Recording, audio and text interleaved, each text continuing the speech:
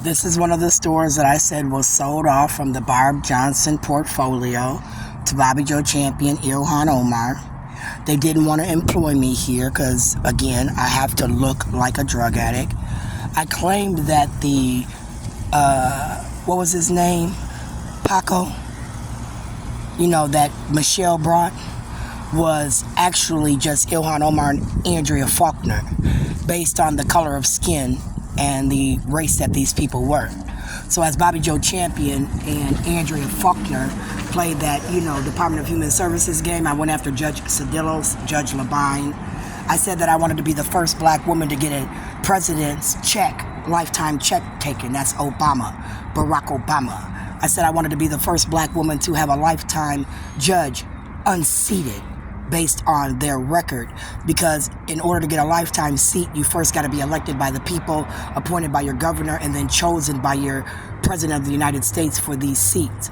Now, if you have a record that is discriminatory, where we can find that your decisions are biased, where they're color focused, area focused, I said you should not be appointed to any office. I said that the majority of black people that go and vote, we vote at key times in the election. A lot of us don't even vote for judicial officials because we don't know them. A lot of times those people that got records can't vote those out that put them there, so they just get elected because we don't bother. And then once they get elected, they don't usually have a contender against them vying for the seat. So then they just remain in those seats for lifetimes. And then people like Governor Dayton comes along, people like Tim Walz comes along, and then they reseat people. So Governor Dayton, it was seated over 150 judicial officials in the district court. And when Governor Dayton did that, he also seated Michael LaFlave from Denver, Colorado. I said Michael LaFlave was a entrepreneur trying to get his brand of weed started.